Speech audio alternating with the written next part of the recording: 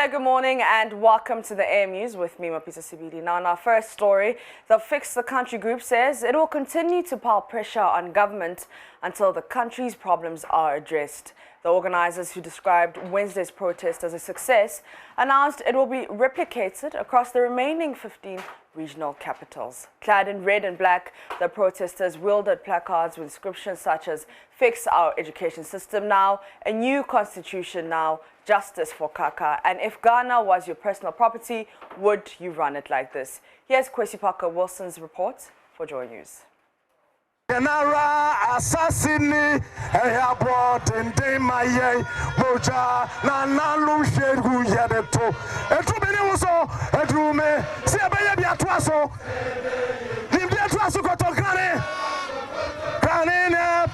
It was a charged atmosphere after speakers who took turns to address the crowd chronicled what they see wrong with the country's governance system.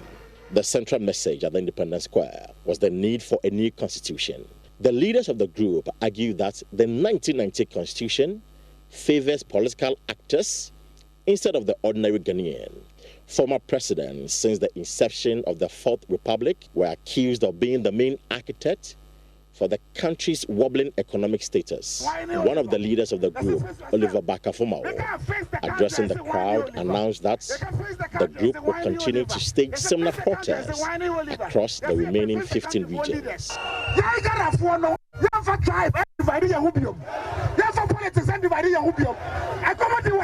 We are all hungry in this country, and we won't allow tribalism to divide us. From here, we are going to Kumasi, Tamale, Ho, and because we want all of us to participate in this demonstration.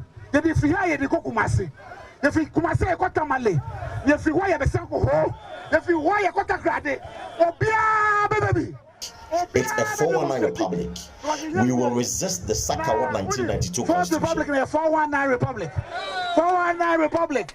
It's a 4th republic, Article 71 republic. Yeah, baby. Sakawat constitution.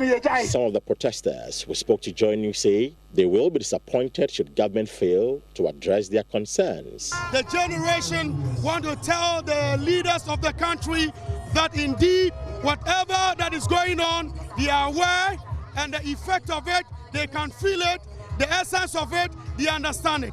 If it doesn't yield positive result, that means the president is not a listening president. If the president is a listening president, the Minister of Information should have been here. Some important leaders of the country might have been here. Because this is not a political rally, it's not a political campaign, it's not a political demonstration. I believe that whatever that we sought to tell the people, we sought to tell the leaders, they've heard us. And if they do not do whatever we ask for, we are coming back again. I believe so. I feel it. So you think this will yield the necessary or positive result that you expect? Yes. And even if it does not yield it, we are coming back again. I believe so. Even before the start of today's demonstration, some health experts were concerned it could cause a spike in the country's COVID-19 cases. JoyNews cameras captured the blatant disregard for some of the protocols. Felicity Nelson, one of the conveners, said the group will not accept any blame should there be a spike in the country's COVID-19 cases. Chief Medical Director of the Ghana Health Service, actually after Christmas, after the elections, when the numbers went up, actually mentioned that there's no evidence that shows that open air events leads to a spike in cases. So as far as I'm concerned, he's the Chief Medical Director of the Ghana Health Service, so I'm going to take his word for it. So if we cannot attribute us going for elections, even though there was COVID in the system, and us going on all these health walks and whatever before the elections, if that did not lead to the spike in cases, why then should we take responsibility for a spike in cases now because we've been on the demonstration? Over 5 crowd control vehicles and over 15 pickup vehicles packed with armed police officers were deployed to escort the demonstrators through the designated route. But the Accra Regional Police Public Relations Officer, DSP Efiatenge, responding to the concerns, explained the reason for the deployment. The police deployed based on our own assessment of the events that we have today. And so I don't think anybody should question the police's security arrangements for this particular exercise. It is a demonstration And so it wasn't for anything that the law requires that if you want to embark on a demonstration, notify the police for the police to prepare adequate security arrangements for it. So if we have done so, I don't think anybody should question the police's deployment for this exercise. I think the numbers are okay. So to us, if we think that this was the best that we could deploy to ensure a successful event. And we have achieved it. Now, former President John Mahama is urging government to suspend the rolling out of new infrastructural projects and focus on completing existing ones. He's concerned projects like the Agveji and Salakope Sea Defense in the Ketu South municipality, which was started under his tenure, has been suspended since the new Patriotic Party took over in 2017. He's worried the situation is resulting in the destruction of homes by tidal waves. The former president on Wednesday joined members of the Volta caucus in Parliament to present relief items to residents whose houses were destroyed in the latest incidents. Now, if you look to the left, you see the end of phase 1 of the sea defense that we did. It ended in 2016. It was supposed to be extended eastwards so that it would have covered the communities that are currently affected. Unfortunately, it has, stalled. And so, because of climate change and because of rising sea levels, the sea, has adverse effects both in terms of flooding and in terms of erosion on communities that are on the sea line. And so here is part of Agaveji. That's the community that we visited. This is part of that community. And you can see that because the sea defense ended there, all the buildings that were here up to over there have all been eroded. They've been washed away. There were houses here. Where we're standing, there were houses. And they've all been washed away. It's the same for the other 2 communities. And we just came to see what the devastation is. We've done the presentation, and we hope that your advocacy would also trigger some response from government to come and continue the sea defense and cover these communities so that it protects them from the ravages of the sea. It's a major problem. Everywhere you go in the country, you find projects left by previous governments that were not continued.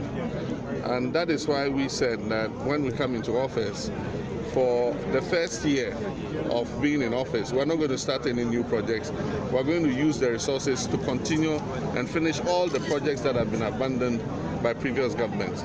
And I think that that's what we should do. I mean, you don't go building a new secondary school when you have a secondary school that has been abandoned, and so I think that's what government should do. Suspend new projects, spend the resources and finish, ongoing projects and existing projects. And then after that, you can continue with new projects. Let's talk health now, because Ghana has witnessed a steep rise in COVID-19 cases within the last 2 weeks. According to the Ghana Health Service, the situation has also caused an increase in hospitalization and deaths. A month ago, Ghana's case count was 1,600. As at August 4, the figure had risen to 6,766, with 854 deaths. Director General Dr. Patrick Kumabwaje, who briefed the media on the country's situation Wednesday, expressed worry that the situation may worsen if the blatant disregard for safety protocols continues. Ghana has recorded a total of 106,434 confirmed cases. So far, 98,840 recoveries have also been recorded. The Volta, Bono and Bono East regions are now emerging as hot spots with significant rise in COVID-19 cases there. There's been a very steep rise in the active cases in the last 2 weeks. We have increasing hospitalization and deaths. We are having some emerging hotspots outside Accra and Kumasi that we know of. That is now we have Volta having new cases. Bono and Bono is also sharing some cases. We also have workplace and school outbreaks taking place. The last second wave we peaked at about 8,000. And if nothing is done urgently, in the next 1 or so weeks, we might just cross the 8,000 mark. So there's a lot that we all need to do. The Director General also gave updates on the cases at the Kotoka International Airport. As at 7 a.m. on the 4th of August, we've had a total of 2,407 cases, which represent about 0.59, about 0.6% of all those who have been tested. The month of July, they recorded the highest number of cases among our international airports since the 1st of September. So last month was the highest level that we ever peaked since we started testing at the airport. These figures, which add to the country's case counts, makes Dr. Kumabwaji worried. The third wave is on its way up, and we hope that we'll work, and we all of us, not just the health sector, including the people, will be able to avert this by applying the protocols. Also at the presser was the Chief Executive of the Food and Drugs Authority, Delise Mimi Dako, who responded to the concerns about the antigen diagnostic system that is being used at the Kotoka International Airport for COVID-19 tests. It is an antigen testing system. It is not a rapid diagnostic cartridge system. So it's not like the ones that you can buy in a box and you can use yourself or that people are using at home. Now, with the other test kits, you drop your sample on it or whatever, whether it's a swab, whatever, and the line comes and you read it with your naked eye. Now, with this particular device, meets our specification of not less than 99% sensitive and not less than 99% specific. Which means that when you say specificity, if it is negative, it should be negative. If you say sensitivity, if it is positive, it should be positive. For JoyNews, I am Hannah Odame. Now, babies in the central and western regions with neonatal jaundice will no longer have to travel long distances for treatment. That's because the 1975 year group of Wesley Girls Association has presented the regional hospitals there with money to purchase phototherapy equipment. Receiving the donation on behalf of the two facilities, Vice President of the Pediatric Society of Ghana, Dr. Hilda Boy, called for more support to assist other health referral centers procure the phototherapy equipment to save more lives. Theophilus Saki's report read to you. The Pediatric Society of Ghana, which received the money on behalf of the beneficiary hospitals, was concerned that children in regions with no such equipment would have to be moved to the resourced facilities. Data from the Ghana Health Service has established that jaundice in newborn babies has been on the rise for the past 5 years, recording 9,273 cases in 2019 alone. According to them, about 5 out of 10 babies born at 9 months get newborn jaundice. Fundraising for phototherapy equipment came out of the National Newborn Jaundice Awareness Month celebration. So in May every year from the year 2018, we set time aside to educate the public on newborn jaundice, tell them what it is and why we need to do something about it. And newborn jaundice is a condition that is very common in newborns or babies. And there are some who may die if it's not seen early and treated. There are some who may develop disability or things like cerebral palsy, hearing problems, learning problems as a result of having had bad or severe neonatal jaundice. And that is also why we are very passionate about it and we set time aside to talk about it. Now, we know that it's not just the education. There are some facilities that do not even have the phototherapy equipment that they need to take care of babies who have severe newborn jaundice, leading to, in some cases, late referrals, or even when the referrals are done, they may end up in facilities that do not have enough phototherapy or the high intensity or the strong phototherapy that these babies need to get better. And that is why we set out to have this fundraising campaign to try to get phototherapy equipment so that we can distribute them to facilities. President of the 1975 year group of Wesley Girls Old Student Association, Harriet Rekubrobe, who led the Wesley Girls High School 1975 year group to present the money, called on the public to donate to the cause. Like everybody else, and if we have been able to do this, we think that other people are capable of also supporting. Calls have intensified for authorities to properly regulate content on Ghana's television to address the continuous infiltration by foreign cultures and practices. This comes in the wake of the increasing discussions of homosexuality in the country and its impact on the youth. Archbishop of Internal Province of Ghana for the Anglican Church, Most Reverend Dr. Cyril Ben Smith, says parents have a critical role to play in shaping the morals of the youth. There have been the growing discussion on what has become known as right family values in the wake of concerns of homosexuality in Ghana. It has led to an anti-LGBTQ bill that has also caused public uproar. William Kusi of the Dominion Chambers in Kumasi observes introduction of foreign cultures through movies, for example, should be checked. Given the situation we find ourselves today in this country and the world over, infiltration of cultures, alien cultures which we have decided as a people to adopt, sometimes unnecessary, they have a role to play to make sure that they bring us, they draw attention to the waywardness as far as adopting foreign cultures. You agree with me? The kind of things they do, what they believe in, mostly are taken from cinema, videos, and other things. So if the spouses who are representing the female in the church are going to play their role, the church has a big influence as far as this country is concerned. And most of us were brought up by the tenets of the church. What the church sees as ethical is what brought us up. So if they are going to be ambassadors of those ethics, they will restore society. And some of the some of the things that is bedeviling our system now. He spoke on the sidelines of the 14th National Biennial Conference of the National Anglican Clergy Spouses Association, held under the theme Working Us Unto God. Mother Ann Osei is president of the Anglican National Clergy Spouses Association. We know that this period is the end time, and the Bible has said it, that the end times there will be more tribulation and then so many things like murder, rapes and other things.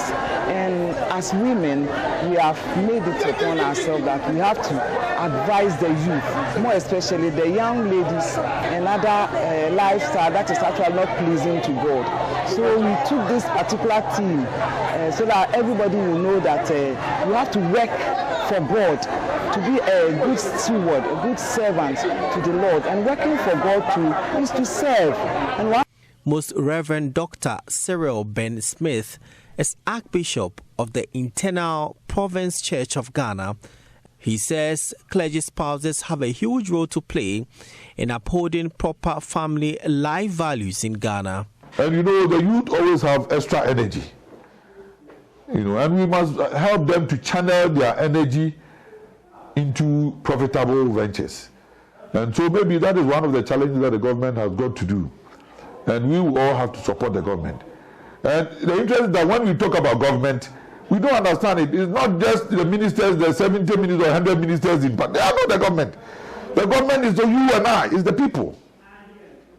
So let's fix the country. I like that word. But let's fix it from our house first. Meanwhile, the association visited the Mampong babies' home and donated items including 40 bags of cement to support the building project. Prince Apia reporting. That's it for the AM News. For more news, you can log on to myjoyonline.com. My name is Mapisa CBD.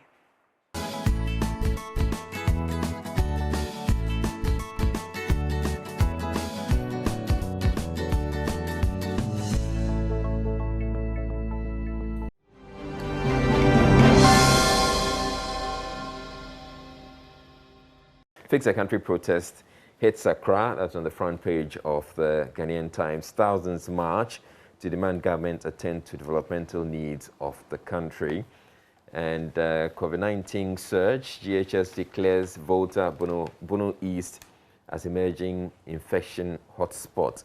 Tension mounts between Peki Chito over installation of Dededo chief. President pays tribute to forebears as nation celebrates Founders Day. And first after business investment forum ends in Accra. So I'll go to the Fix the Country protests, which of course is likely to dominate the newspapers. Well, I was thinking it was going to be all over, but it's not quite all over. And the different newspapers are taking it from different angles. Different angles, yeah. Yeah. All right, so it's in the Center Spread Thousands March for the Fix the Country. What started as a hashtag on social media 3 months ago assumed a physical form on the streets of Accra yesterday when hundreds of Ghanaians embarked on the Fix the Country demonstration. Oh, the headline says thousands marched to demand government attention, but the story itself says hundreds. Hundreds. Wow. Yeah, but I'll go more with the thousands. Thousands, because quite a number. So the much-awaited protest for good governance and urgent fixing of the country's challenges came off 3 weeks after weeks of resistance from the Ghana Police Service through a legal tussle over the COVID-19 restrictions placed on public gathering to prevent the spread of the virus. All right, then President pays tribute to forebears, but just to let you know, we'll be speaking with the organizers of the Fix the Country protest to get to know from them what's next. Also, we're interested in your views. These protests and demonstrations, do they really make any impact at all? That's one of the conversations we're going to be having on the show. President pays tribute to forebears as nation celebrates Founders Day. President Nana Addo Dankwa Akufo-Addo paid homage to the country's forebears who played significant roles towards their liberation from colonialism and imperialism. The president, in a post on social media to commemorate the Founders Day celebration yesterday, urged Ghanaians to take inspiration from the struggle and contribute to the country's economic advancement. Quote, "We must, as a mark of reverence to our forebears, work to free ourselves from the economic arrangements designed by the former colonial power to serve its particular purpose at the time," unquote. All right. Information Ministry donates public address system to Yana in Yendi. Okay, so it's the Information Ministry giving to Yana. And right, okay. It was quite different in the daily graphic. Yeah. But Tension mounts between Peki Chito over installation of the chief. Asin South Agric Directorate takes measures to protect birds. Still in the Ghanaian Times, Tunnel Water project to be completed end of August. High staff turnover in TAS Warring. Okay, so it's the Tamale College of Education. That's Dr. Idrisu saying that. NPRA commits to safety of pension funds. Daklo Assembly places 110th in MDA's ranking. 110th, that's quite far back. Okay, and government commitment to creating an enabling environment for investors. Midwives appeal for better working conditions.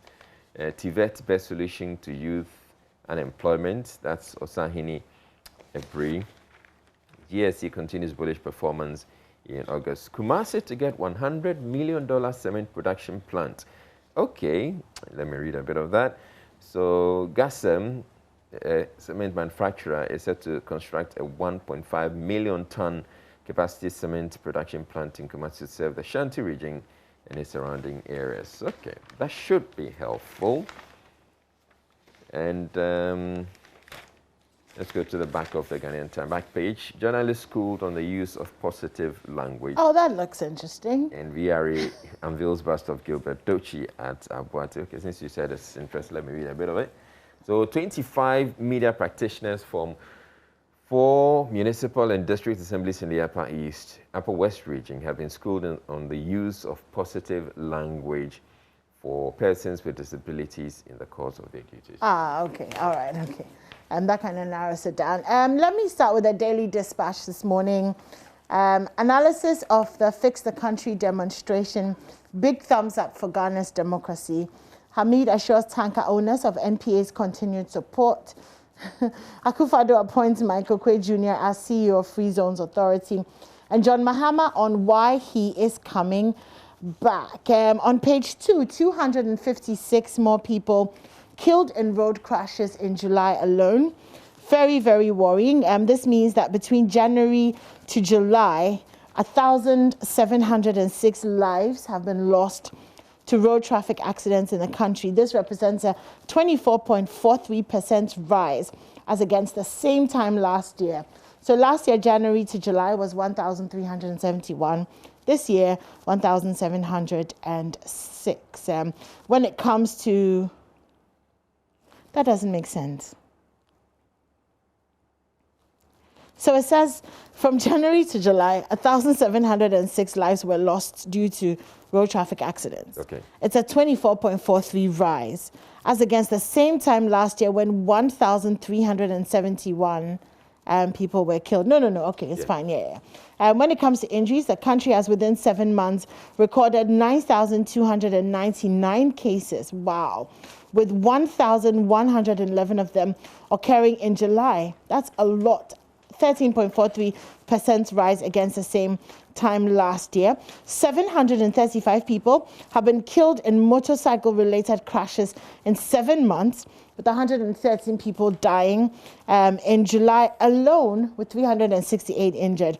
The Ashanti region continues to lead in the number of deaths due to crashes, and so far 357 people have died between January and July. The Eastern region is following closely after the Ashanti region with 279 deaths, and the Northeast region with the least amount of deaths, which is 5 in 7 months. And we're having a conversation on that later on, why these numbers keep on rising, even though we're talking about it a lot more.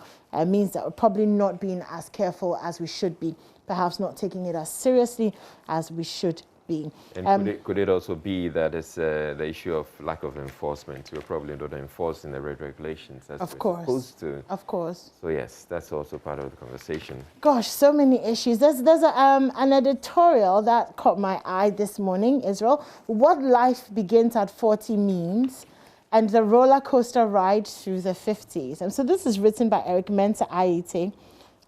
He works with us, actually. He's one of the editors at My Joy Online. Yes, and he talks about the fact that he wanted to know what life begins at 40 means. And apparently, as an American psychologist, Walter Pitkin, he published a book that said life begins at 40. And the gist is that one can look forward to many years of fulfilling a happy existence after 40. By age 40, apparently you know yourself better. If you've lived well, then you're kind of entering the exciting years where, you've had a good job, you have a bit of money saved, you're making better decisions. The flip side of that is, poorer eyesight, forgetfulness, body aches and pains. Talk about poor eyesight. Yeah, this interests me because I'm hitting 40 soon. So looking forward to life beginning for me and for all of us who are turning 40 very, very soon. On the 4th floor. We're waiting for you. Indeed, you are, aren't you? Other stories from the PNDC era to the Fourth Republic. There's also a piece on focus on marital characteristics in Ghana. And so some survey was done about, people who are married and all of that. If you're interested, the newspaper to look for is the Daily Dispatch. And on the back page, analysis of the Fix the Country demonstration. Big thumbs up for Ghana's democracy. President has been speaking. We must work to free ourselves from colonial power that binds us. And doctors threaten strike from October 1 over non-settlement of arrears. That's it for the Daily Dispatch. Okay, so I move to the Business and Financial Times, and on the front page, Nia Mano Dodu can continue work as receiver of Unibank Appeals Court rules and redefine pensionable salary to include allowances. And 1 million jobs agenda depends on private sector response. That's Professor Quarte, Ghana Cote d'Ivoire Initiative Secretariat. Another milestone for the cocoa farmer. And then BOG directs Momo operators, fintechs, others to provide credit info of clients, and Edward Watting appointed managing director of the Tema Oil Refinery. On the back page, Gatsam Foundation gives out 600,000 bags of cement. MPA to revoke licenses of 80 OMCs. Okay, and let's get into the stories.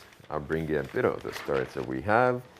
So I would take the 1 million jobs agenda depends on private sector response. And Professor Quarte says the director of the Institute of Statistical, Social and Economic Research of the University of Ghana, Professor Peter Quartey, has said that the success of government's promise to deliver 1 million jobs in the next 4 years will largely depend on how the private sector will respond. His comments come on the back of Finance Minister Kenneth Orette's announcement in the mid-year budget presentation that government will, through the Ghana Coronavirus Alleviation and Revitalization of Enterprises Support Program, create some 1 million jobs in the next 4 years.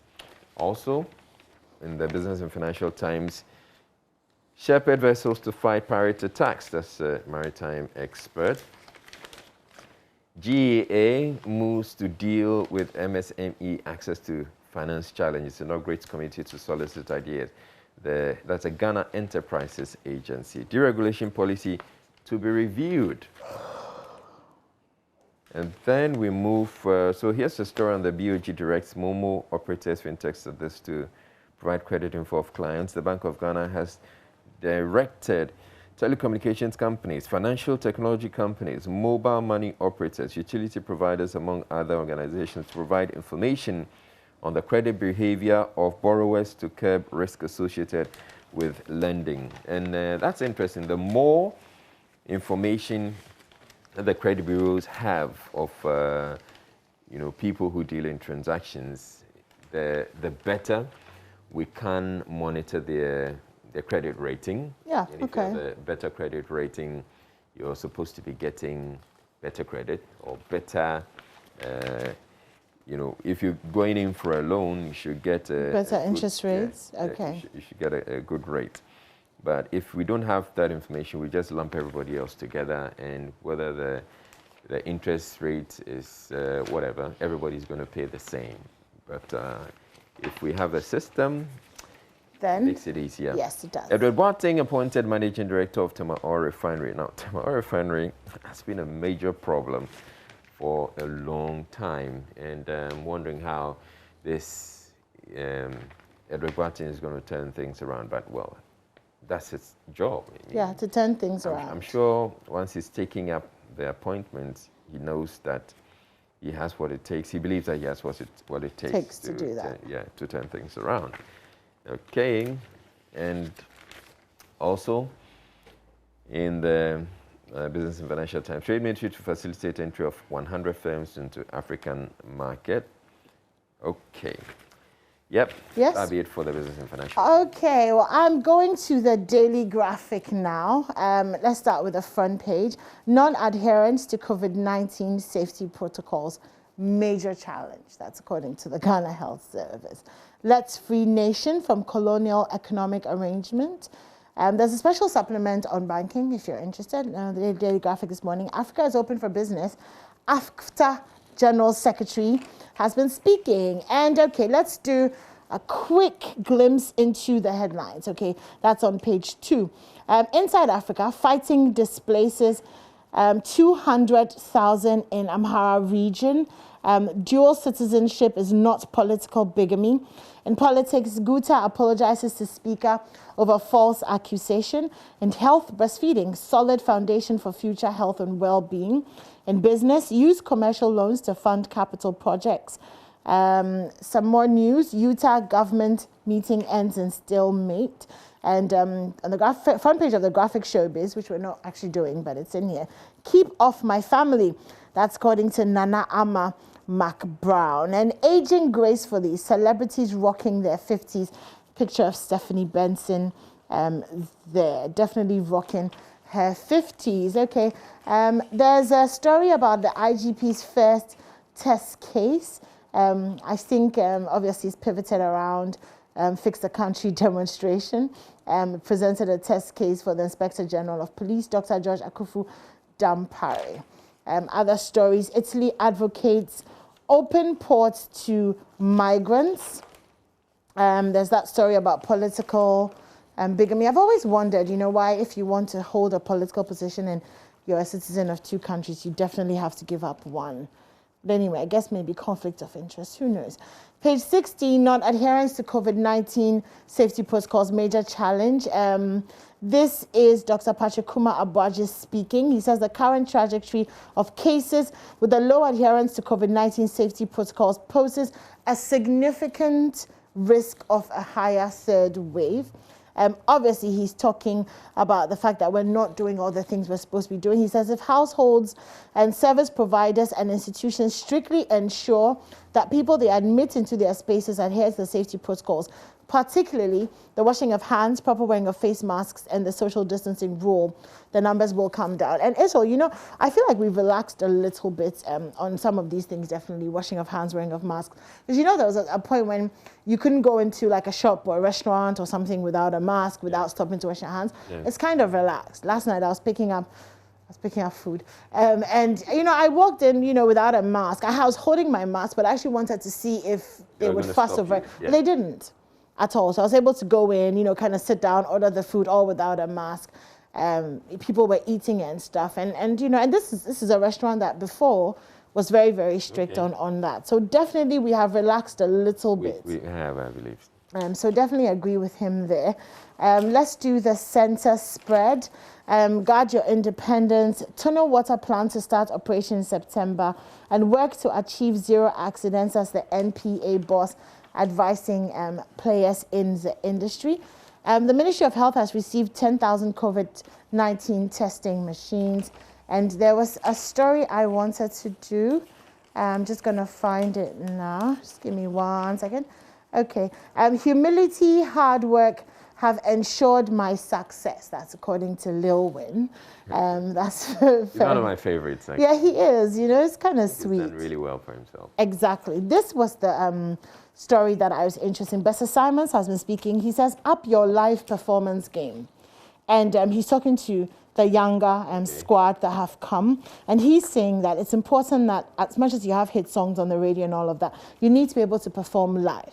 So the miming, you know, the miming really gets to me, right? You're watching a show, you're watching a show, or you go, you know, to see somebody perform, you know, and they come on stage and they're blasting the music and lip syncing. I'm like, oh my God, why?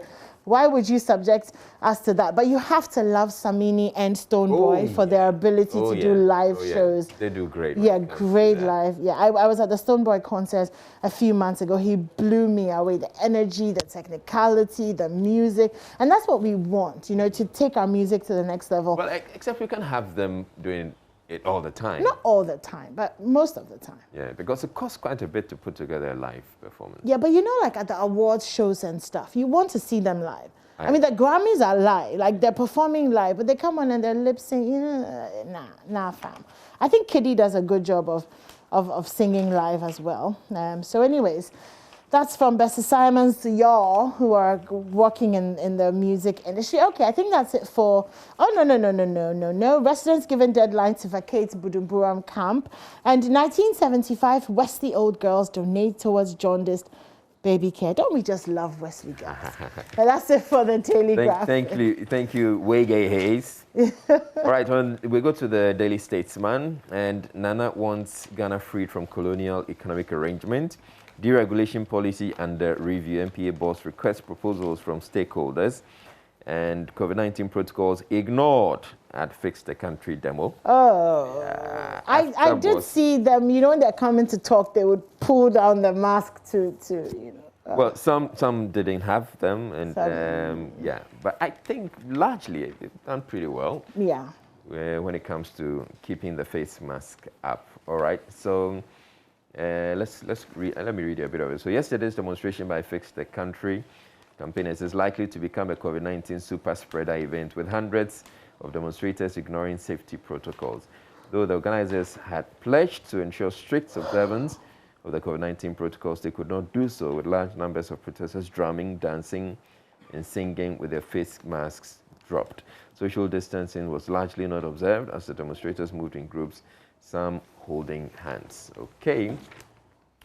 MPA boss requests proposals for review of price deregulation policy. And Angolan president ends 3-day official visit to Ghana. Peter McMahon appointed board chairman of Cocoa Board. Fishermen urge government to sustain sea closing exercise. Shanti Regional Minister Ravish's calls for him to resign over Ejura disturbances. and trivialized Chapter 5 of the 1992 Constitution of Ghana. Ghana woos Amazon others to rake in more FDIs. And then the story of Gassem to invest $100 million to construct new factory in Kumasi is also here in the Daily Statesman. And Ashanti region requested to enforce strict adherence to COVID-19 protocols. Obuasi Division Police searches for slain woman's lover. Yeah, and that story. I think there's still a bounty on his. I think it's 20,000 CDs or something. I believe so. I think it was the MP who. Yeah, for information on where he is. Techiman South election dispute. Winchi Court refuses EC stay of proceedings. And let's see which other stories we have.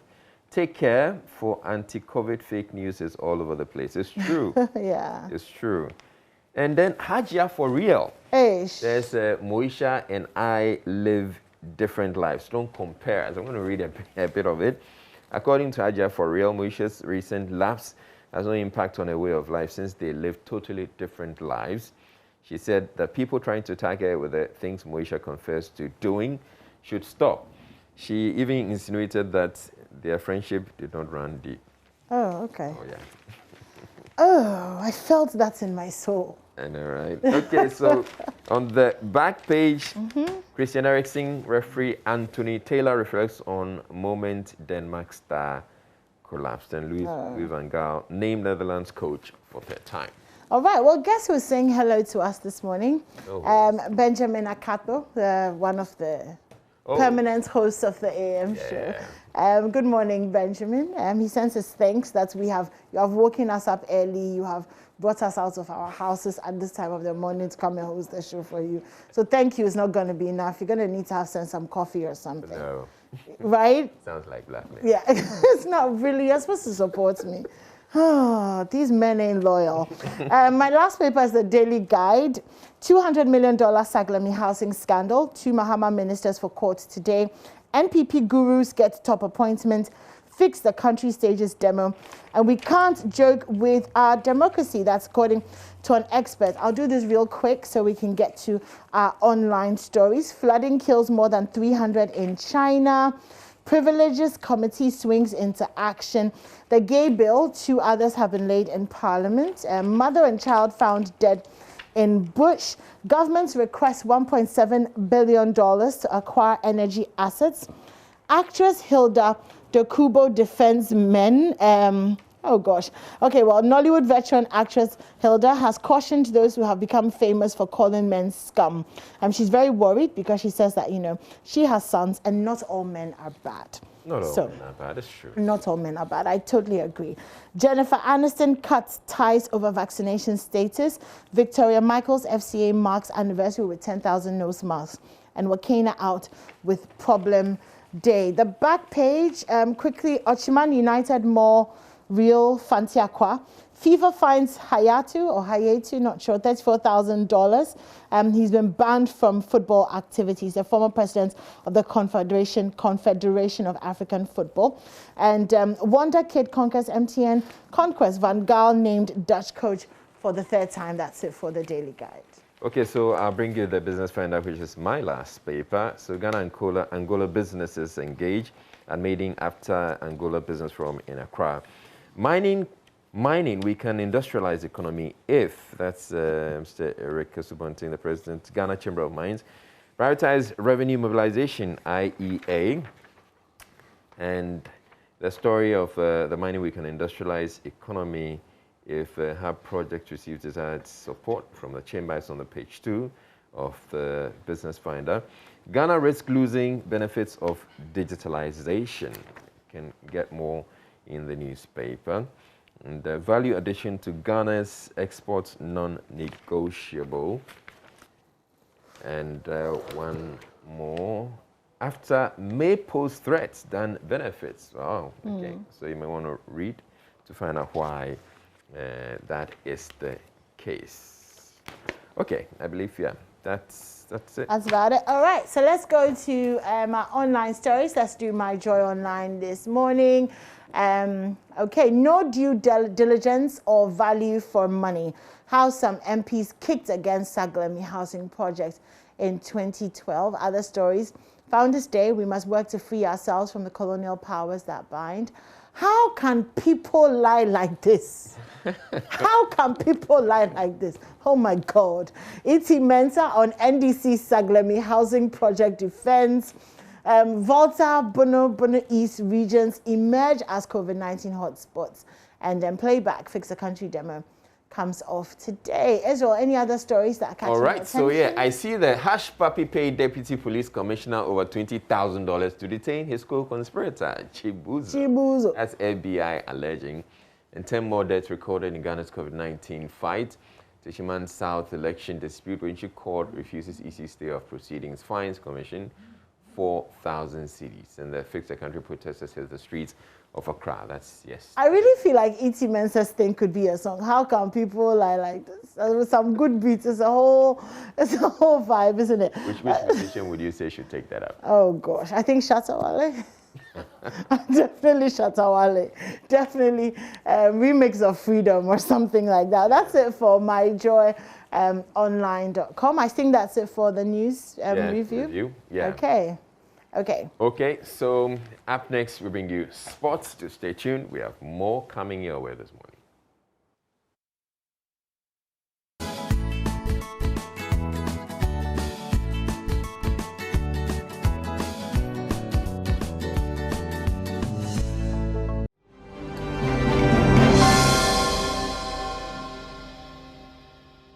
Now let's talk about the Black Queens and Princesses, and President of the Ghana Football Association, Kate Okreku, has called on the Black Queens and Princesses technical teams to be committed to the cause of building a unit capable of competing against the best in the continent. According to him, it is only when the right things are done that the teams can be at their best.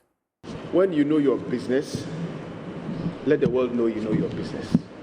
Let the world hate you for knowing your business. It's better. When we are preparing to come for trainings camp, let's prepare. Preparations include you getting the right equipment. For the Queens, we have a game against Nigeria. I'm sure you know. I'm sure you know. And I'm sure you read about the Nigerian players. And I'm sure you know which clubs they play in. I'm sure you all know. If we don't win against the Queens, we are out. I'm sure you know.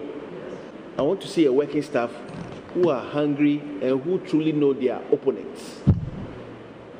When you are going into a fight, you must know your opponent inside out. And when you know your opponent inside out and you have prayed, you know you are fully ready. When you go in, you give it your all. If it doesn't work, God himself knows that you've given your all. But when you have a fight and you don't know your opponent and you just walk into the ring, wallahi, first round, you are gone.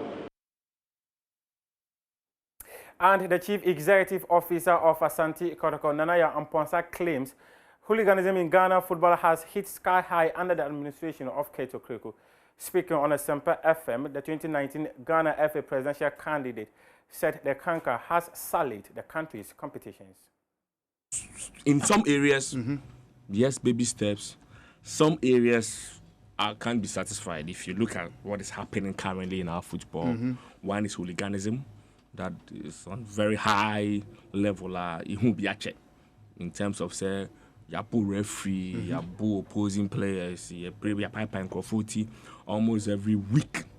There are images nobody wants to see in the sport now. There have been issues of officiating that people keep complaining about.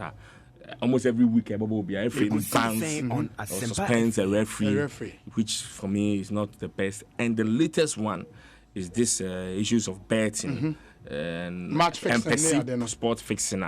Me feel because the integrity of every sport lies in the uncertainty of results.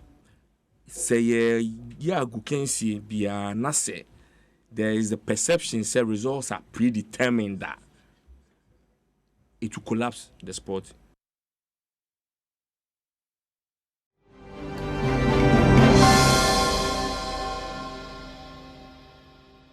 The nation demands for devotion. Let us all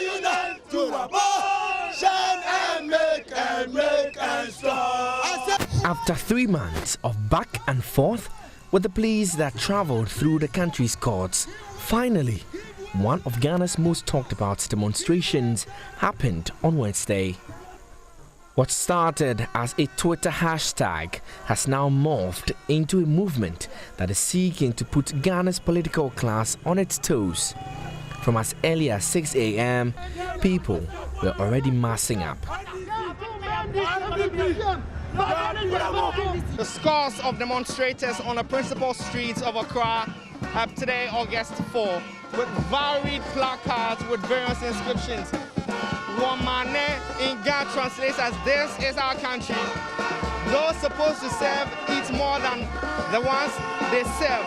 These are placards that they are hoisting. Fix the responding ex gratia now.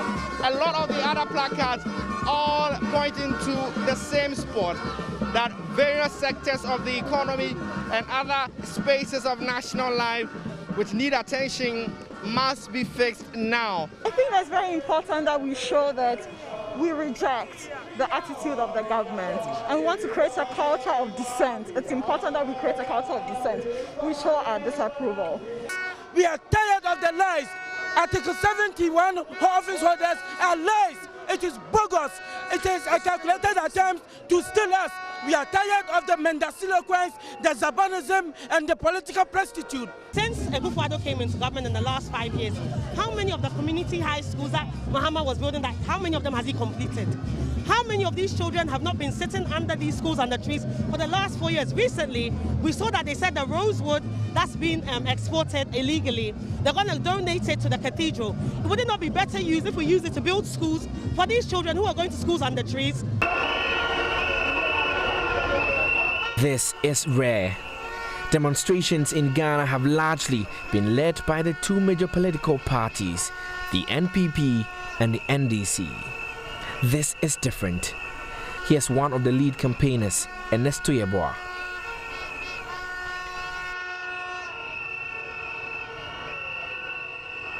As you can see, this is the youth of Ghana speaking. They are tired of MPP, NDC moribund leadership. They are sick of the system. And this is the time for them to voice their concerns. But more beyond it is the fact that today, August 4, is a rebirth of Ghana.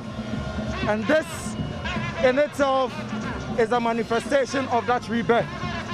But this is not the end, this is actually the beginning. If there are no leaders, the youth will rise up and lead this country to a better future. And that's simply the message we are sending to the rest of the world. But of course, I'm sure the rest of the world is listening. There's no particular thing that you are requesting to be fixed. Run us through why we're not asking for A to be fixed or B to be fixed, but it seems to be a round of a lot of things. We won't allow them to fool us anymore. We are not presenting any list to them. Nobody's voice is more than the other. Nobody has more than one vote.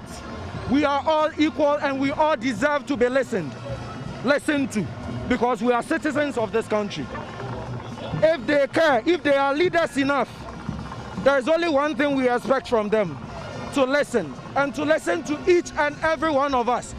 This is why we are not presenting any list.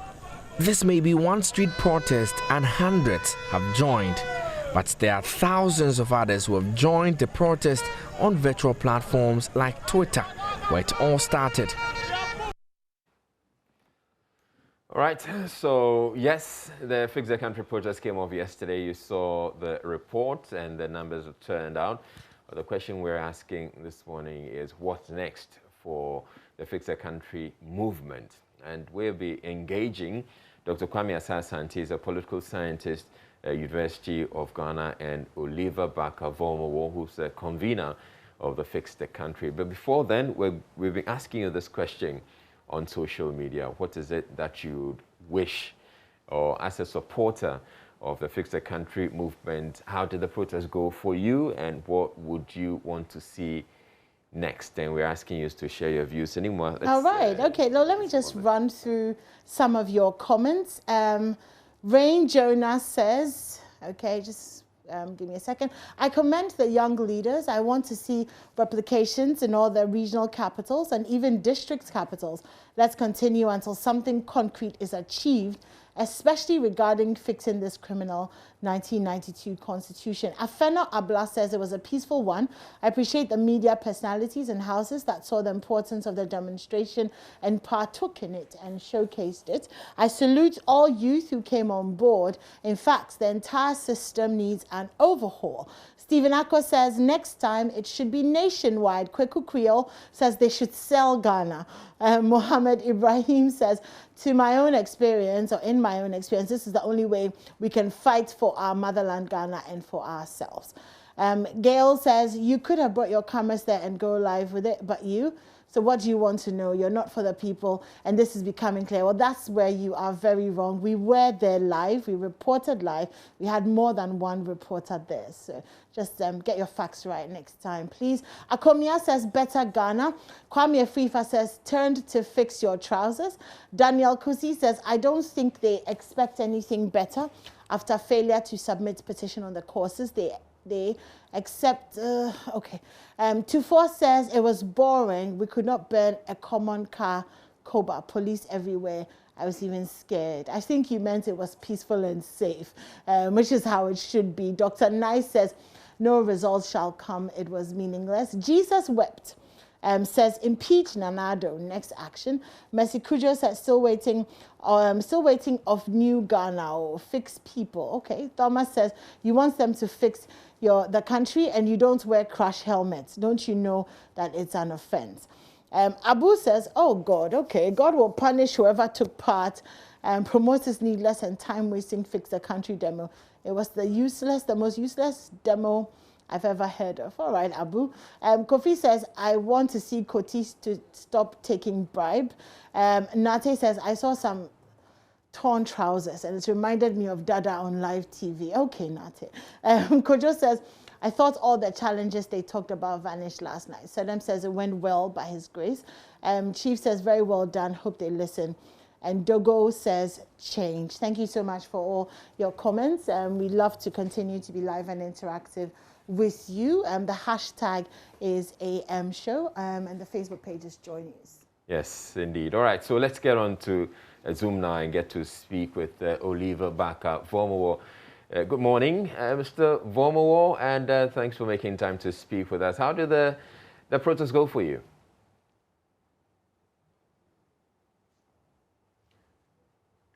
Hello, good morning. Can you hear me? Yes, I can hear you now. All right. So how did the protest go for you? Yes. Thank you for having me. I'm sorry I've lost my voice from yesterday, and I'm hoping somebody can watchers can still hear me.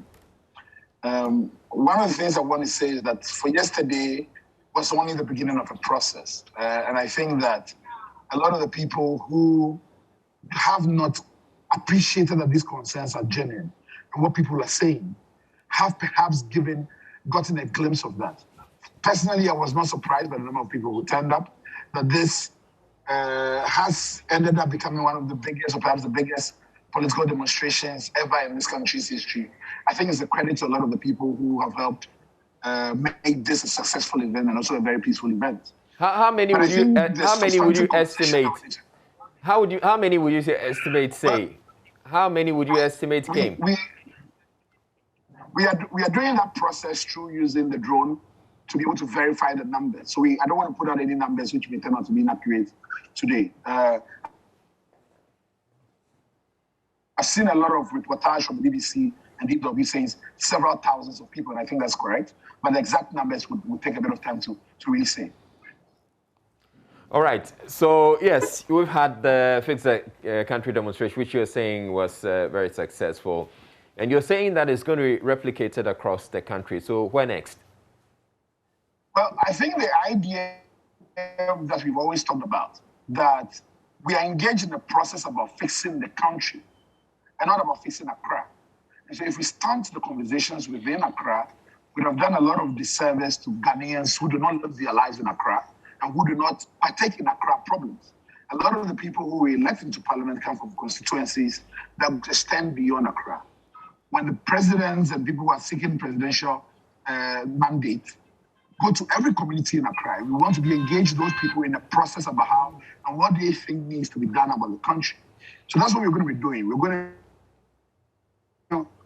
from Accra to Kumasi next. We have been set out the date, and we're going to be informing the police, as we've always done, to make sure that this is a lawful process. And from there, we'll continue to other regions as well. But it takes a lot of careful planning. It takes making it delivered right, and also ensuring that public health is protected, lives are protected, and people are able to participate in a process that improves the substance of our democracy. One of the criticisms that has come up is the fact that, well, there were several people who, even though you promised that there was going to be strict adherence to the COVID-19 protocols, there were several people who dropped their mask or probably were not wearing masks at all. How did that fare? Because you talked about you having your marshals ensuring that people were complying with the protocols. What happened? Let us put things in context. That we had thousands of people who had showed up at the event. The vast majority of them, and everybody can attest to, I think the reporters were there as well, and the vast majority of people were complying and wearing masks. Many people were double masking, in fact, as we had asked people to do. But the purpose of having marshals in place is to understand that at various moments, persons who may want to speak may feel that the mask is obstructing them, and so may drop it down to shout. But the marshals are there to enforce them and to remind people of their responsibility to do that. And I did so consistently, and so did so many other conveners, because we recognize that that was likely to happen. And what you want to do in events like this is to minimize the disregard for these things. And that's what we did to excellently, and you can attest to that. Okay, so I put out a post on Facebook yesterday looking at the placards that were hoisted, and I was saying that, look, fix the country means different things to different people. And the issues that you've raised, they are not issues that can be addressed in a year or in 2 years. So what's the plan, or what is it that you're actually expecting or want to see happen? So I think let's be clear about something. The broken system that we have has taken 30 years to be this broken. And with those 30 years, we've always been consistently promised that they were going to be fixing the country. Okay, hold on. You're saying 30 years, it got broken 30 years ago? Yes, I'm talking only about our democracy. I'm not going beyond the democracy. So I'm referring only to the 1992 Constitution. All right. And that's the new era we talk about the Fourth Republic. Now, in this process, we've elected people consistently who've told us that one mandate is not enough to fulfill the promises they need. They need a second mandate. Some people have even suggested that the 8 years is not enough. Now, if we are engaged in that process of asking that these issues need to be prioritized, it doesn't take away from the substance of our message to say that we cannot face the problems in 6 months. That's not what anybody is saying. We are saying that the process must continue throughout the life of the Republic. And citizens will come up like we have done. And others will continue the battle to keep persons in check. But there are certain things which we need to put in place, which we are not doing. It's been 4 months, you would agree, that we've been talking about these issues. There has been no national conversation about how are we getting some of these issues addressed. There's never been. The president has never addressed questions around face the country for 4 months. So are people waiting for demonstrations to continue coming before we take it with the urgency and seriously it deserves? I do not have those answers. But more importantly, beyond the placards that you saw, we have analyzed over 8 million tweets on Facebook, on Twitter, more importantly, and some on Facebook. And we've been able to systematize a lot of those complaints into about 3 or 4 critical issues, which we put out. A lot of them relate to our governance and the political system that we've established for ourselves that allows the political class to get away with so many things and disables accountability, true accountability. And we've talked about the need for the constitution, a new constitution for a new generation. That's one core proposal that you saw a lot of the speakers and a lot of people speaking yesterday highlight. It doesn't take a genius to realize that we need a process to get that fixed. A lot of the things we talked about is about a national development plan that is truly binding on people, that really sanitizes development planning. and give people a project to believe in. I was raised in a generation like you, where we were led to believe in the Vision 2020 agenda. We grew up really believing that Ghana was going to be different in 2020. I think the people who developed the document even talked about Ghana being like Singapore by 2020. Does Ghana look like Singapore? And the problem with that document is that it was never made binding without trackable and measurable standards by which to assess performance. None of that was done. And so it became a pastoral document, a mission statement we never lived up to. We do not want to live in mission statement. We want projects that we can believe in, a plan that really sets this country towards fixing. We haven't had that conversation yet. We need to get into those conversations. So I think that there's a lot of these issues that can come together and coalesce into setting a project, because that's what people want to see, that there's a real plan and a vision towards how we do get this done. Nobody has seen that yet. Now, you Fix the Country has been, put out as an apolitical movement. Would you say you succeeded in bringing together apolitical activists, or there were some political party activists who managed to make their voices heard there as well? I think it would be inaccurate to even call Fix the Country an apolitical movement. The issues we're talking about are essentially political. That politics defines who gets rich and who gets poor, and whose healthcare is denied, and who is able to fly out of the country to seek healthcare. Those are politics. So politics lives around us. What we have decided to do is an apartisan process. That we want to go beyond partisanship. We want to go beyond the issues that divide us. That tribalism has no place in this conversation. That Ghanaians can come together and mobilize on an apartisan platform, which is what we did. We developed a consistent message around we do not need partisanship, which only divides, that doesn't unify to solve our problems. Now, I want to be clear. The Constitution guarantees to every individual the right to belong to a political party. People have that right. The beauty of a competitive politics, partisan politics, is supposed to help our democracy move forward. We are committed to that democratic ethic. And I think that democratic ethic goes through the ethos of the organization. But one of the things we have said is that when people are joining us to speak up, people should be confident to put down their party membership cards and join an event that is principally about Ghana and not about advancing the interests of political parties, whose whole orientation is about winning power. We are not mobilizing to form a political party and contest for elections. That is not what this is about.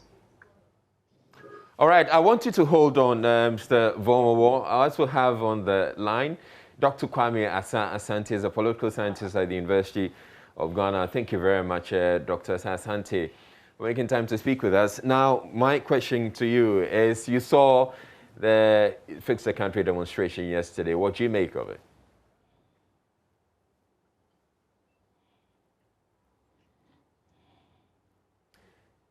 Good morning, and good morning to your viewers and listeners. The whole activity, but I watch snipers of this on news segments on television. But I must say that yes, it went well. The police well composed. They acted professionally, and the group themselves also did well to maintain their composure and all that. For me, it went well. Now, demonstrations, we've seen a number of demonstrations in this country. Do they work at all? Yes, they do. If you have been following the political history of this country, demonstration has been part and parcel of the whole exercise to get political messages sent to holders of political power and also direct the frontiers of the country's democracy. We've seen that during a champion's regime, where a lot of demonstration took place from professional bodies such as the Bar Association, Association of Registered Professional Bodies, NUCs, and what have you. We've seen in the Third Republic, we've seen a few of them. The Fourth Republic, we've seen a lot of demonstration. It is something that is worth seeing, and it must be done at all times, because these are the feedback that you get when you are governing, and people feel that there's a need to comment. They have the right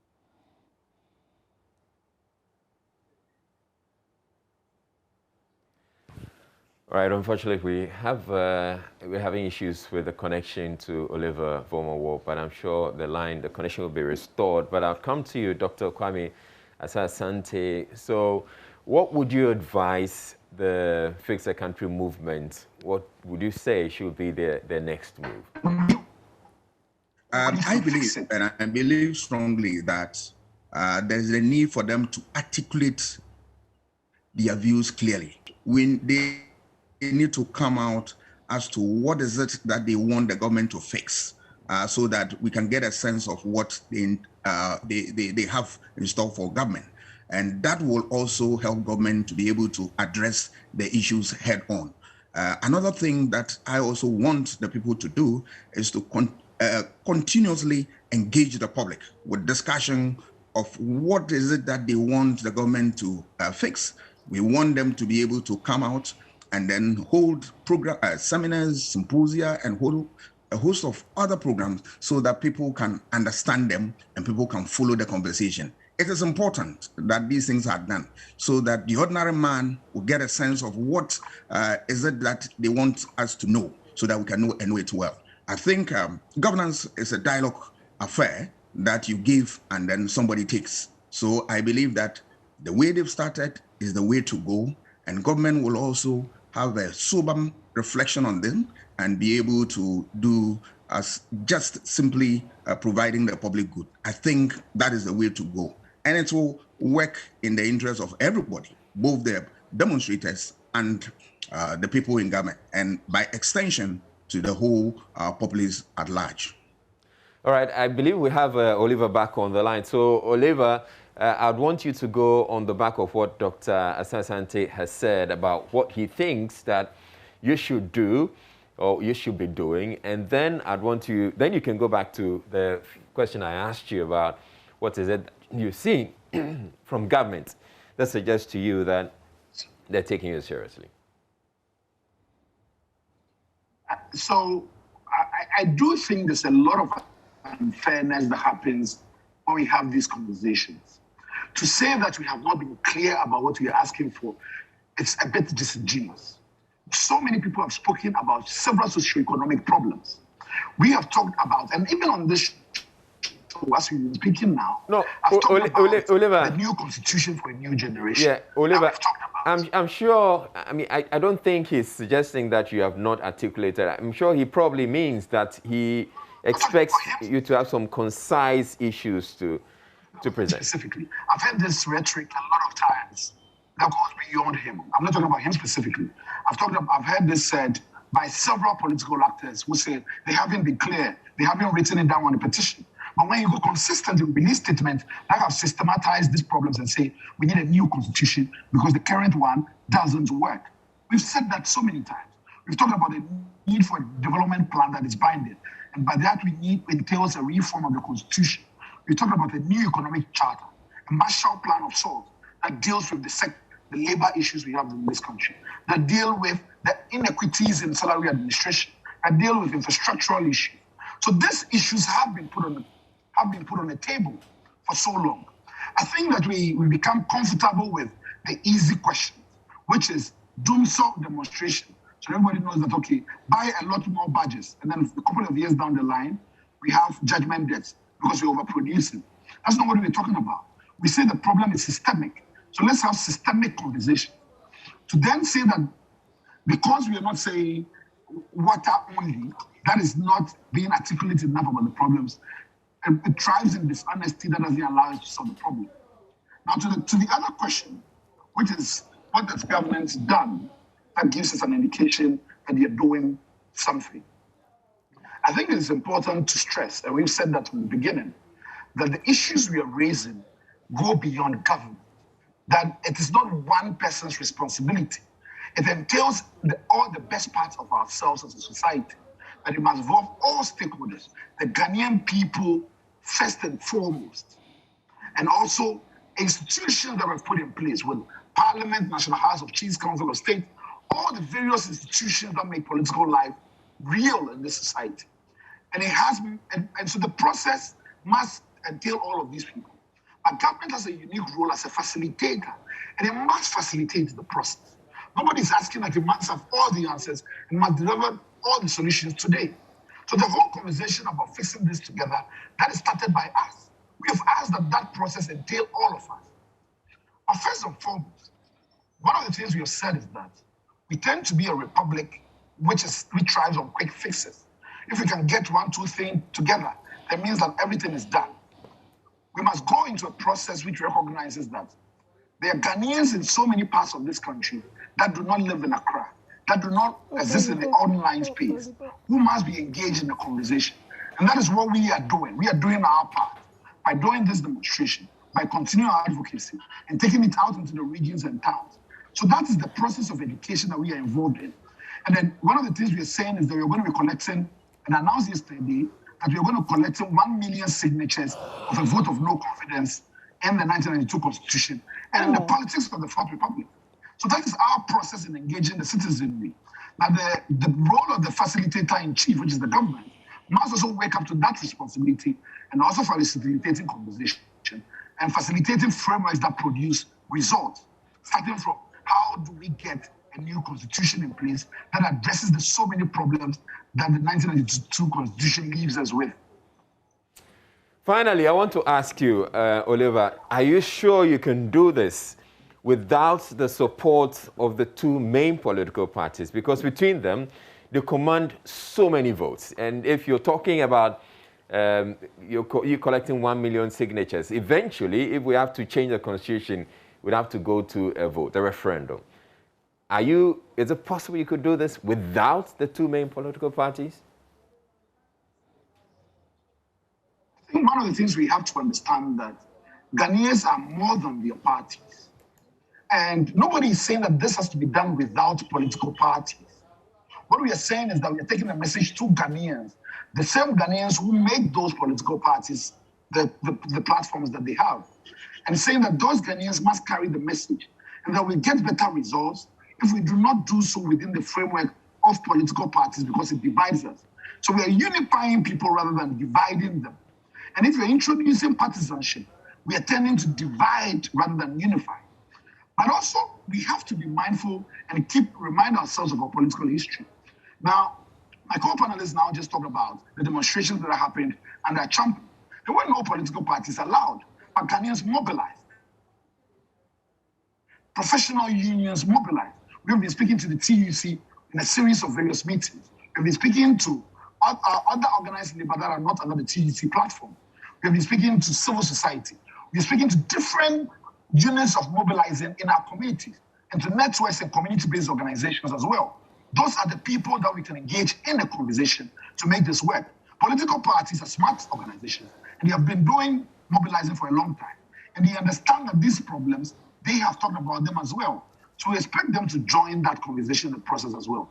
To give you a final example, when we did the constitution review process, this was after the 2008 election, every political party had it on this manifesto that we needed the constitution fixed. So political parties are stakeholders in that process. And we want to invite them in that conversation, not to hijack the conversation and divide, but rather to unify Ghanaians towards that objective. And I think we can do this if Ghanaians are committed to the process. All right, thank you very much, Oliver Barker-Vomowo. He is a convener of the Fix the Country movement. And I'll come to you, Dr. Kwame Asante, political scientist at the University of Ghana. I put that question to Oliver Vomowo about the involvement of the political parties, because as you've seen the protests, I mean, we've observed demonstrations in this country many times, and you've seen the numbers that came out to support the movement. Except these numbers, these same people who came out to protest, when it gets to an election and they have to vote, they're going to choose one political party or the other. It's either going to be the NDC or the MPP, and it is what their party usually says that they're going to go with. How can we achieve this without bringing on board the political parties or, converting as many of the supporters as possible? Yes, I think is right. Before I begin that, let me just make a quick correction. I think my colleague got me wrong because if you look at the issue I was talking about, starting from the time that this group emerged, you realize that they've been talking about issues of taxes, infrastructure development, unemployment. So, we agree. Yes, from that point, one would have said that, yes, these are the issues they were trying to put across. Veterans and the political system, new constitution together, you realize that there's a need for a clearer articulation of the issue so that we know which one we are dealing with. Once you talk about governance, that is, if that is where you want to go, let it stand out so that we know that you are taking the government on looking at the governance indicators and all that. And remember that there's a big concept and it entails a whole lot of things that they need to spell out for us to know what they are talking about. And that doesn't take away the fact that they have the right to do so. If you read the directive principle of state policies, some of the things they are talking about are clearly spelled out here. From the point of view of social contract, it's clearly there. And then even the role of the executive in providing social infrastructure and all that. So clearly speaking, be able to articulate them clearly so that we know the specific issues. Once you lump all together, it becomes difficult for us to follow. Having said that, I think that back to your question, the political parties are not different from the Ghanaian society. Let us remember that people make up the political parties. So the continuous engagement with the people, if they go on this tangent, at the end of the day, all of us will come on board to be able to address these issues. And for me, it is a function of government that is critical, that everybody wants to be part of. Whenever there is an issue, we discuss, and then we find, the proper solution to the problem. I think that is the only way to go. The continuous engagement, and then those who hold political power must also be prepared to listen to them and see the way forward. That is the only way to go. Okay, but the point I'm actually making is they need, or there should be a way to convert as many of these political parties, the people who vote for the political parties, to convert them to believe in the cause of the Fix the Country movement, so that if you're going into a referendum, for instance, you want the constitution changed, you need that critical mass. How can they do that? Yes, for the constitution, I'm sure the Constitutional Review Commission report is available for us to look at it and see which one we can implement in no time and which one that we need to take a second look and all that. I'm not a lawyer, but I believe that something has been done already. We need to look at that one and see whether we can fix that. And moving from there, you can take in other areas or bring other areas on board so that you can look at it. But let us not pin it down to political parties, because remember, yes, the parties are nothing without the population. So we, the individuals, must be able to be brought on board with the discussion so that at the end of the day, we understand what the issues are, we follow, and then we can make relevant contributions. I think that is the way to go. All right, thank you very much, Dr. Kwame Asasanti, political scientist at the University of Ghana, for joining us for this conversation. Earlier, we had Oliver Barkovomo, a convener of the Fix the Country movement, speaking with us.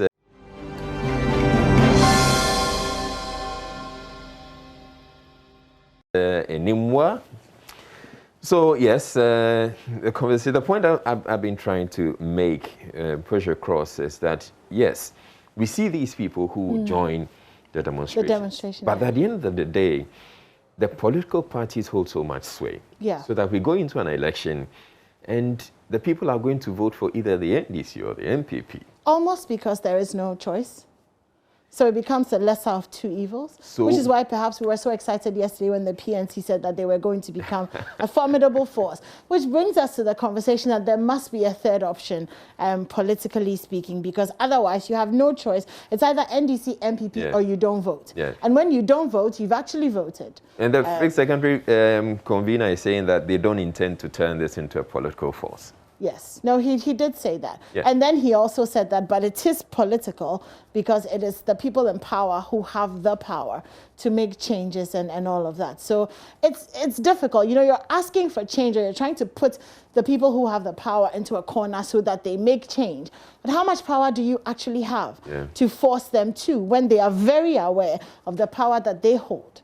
Anyway, so well, we've seen the Fix the Country protest happening, and there are people who are concerned that, well, after such a demonstration, we're likely to see a super spreader event because we're having this, we're in the times of a pandemic.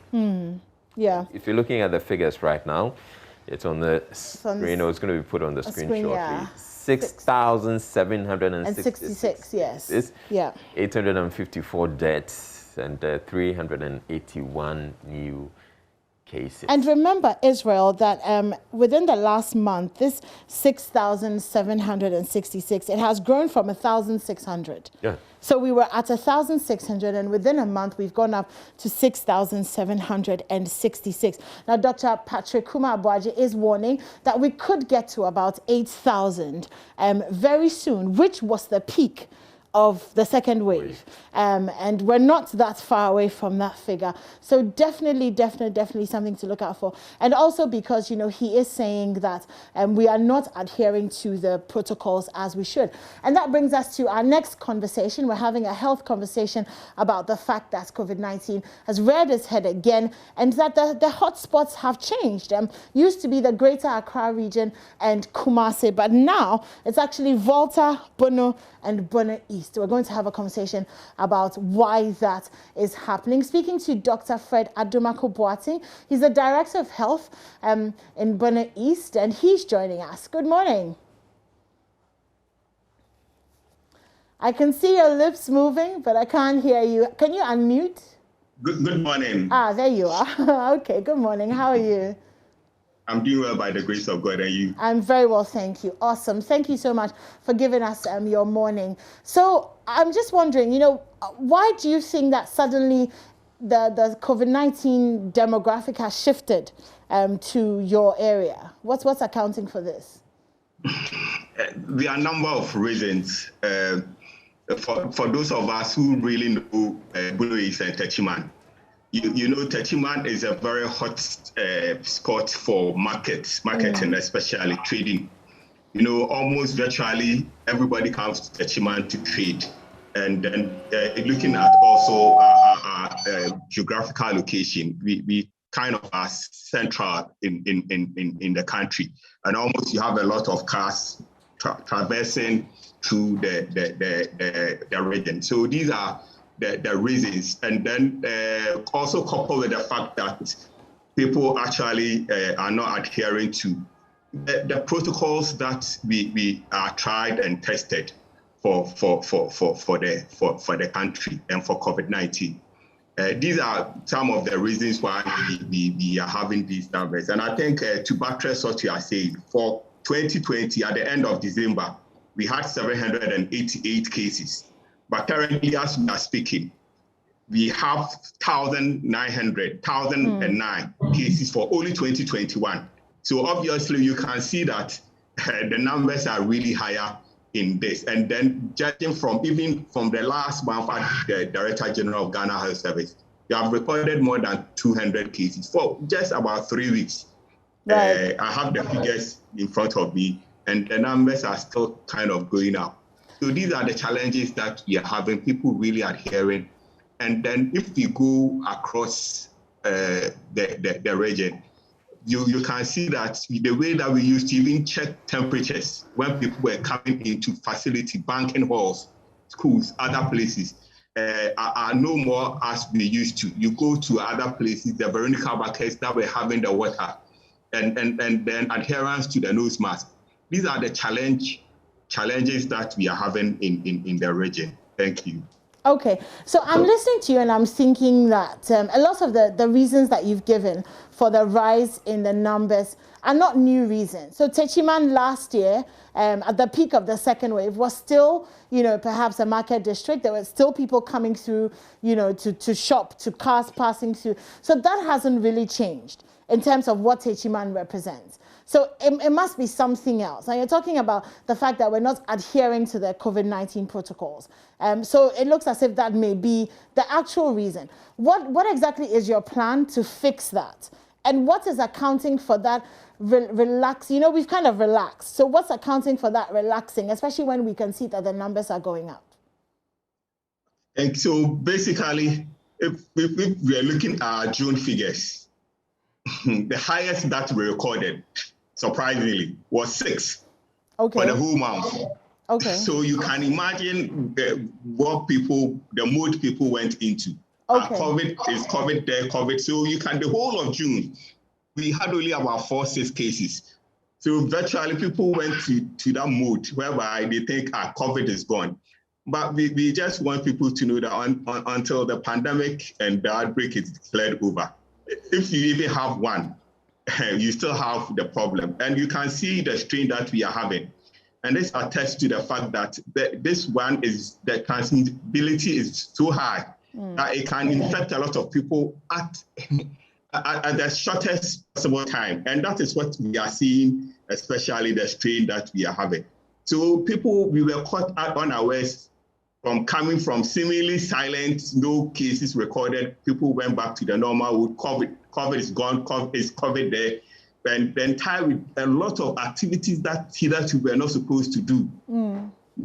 Those were the challenges that really sparked. And before you are aware, you see the numbers going up. So these are the challenges that we went through, and then the kind of strain that we are having, accounting for these higher numbers that we are recording in Bono East. Okay, so I want to talk to you about the Delta variant for a second. But before I do that, though, a couple of weeks ago, the president announced that, he was changing what funerals would look like because it looked as if that was accounting largely to the rise in numbers. Do you think that measure will help your area specifically in terms of bringing the numbers down or controlling the spread? Yes, we believe so. And I still think that if we go back to the basis, going back to the basis, irrespective of the strain, if we can really go back to putting on our nose and face mask, it will do us a lot of good. The hand hygiene that will break the transmission, prevent us from even reinfecting or infecting ourselves. All these things, if you go back to them, they play a major role. If you look at the developed countries, even those countries that have vaccinated sizable number of their population, when they relax the nose mask and the hand hygiene and social distance, you realize what happened in the United States and UK. So if we can still go back to those basics that we know of, the nose mask, the social distancing, restricting public conferences. These are the things that I think we should go back to and adhere to them, because those were the measures that saved us for the first and the second week. And there are no new measures that we need to put in place. Let's take and go back to them. It can prevent this spread that we are having. Thank you. Okay, well, you're the director of health, so I'm assuming that you must have a certain amount of power and influence. And I think that Ghanaians have shown over the past few years that, some of us believe there's COVID-19, some don't. Some believe that it doesn't actually even exist, So we can't necessarily put the full responsibility into the hands of the citizens and say, hey, this is what's happening, so do this. So what's the plan for you, for your district, coming from the directorate? What are you actually going to do to make sure that we are going back to the basics, like you said? Because we've shown that if left alone, we won't go back to the basics. We won't wear our masks and we won't wash our hands. So on Monday, our biggest, about 4 districts are accounting for 70% of the cases that we are having in Bono East. Okay. Techiman is contributing Techiman Municipal is contributing about 26% of the current cases. In Kranga South, 24%, in Kintamponov, 19.5%. If you sum all these, it's accounting for about 70% of the cases that we are having.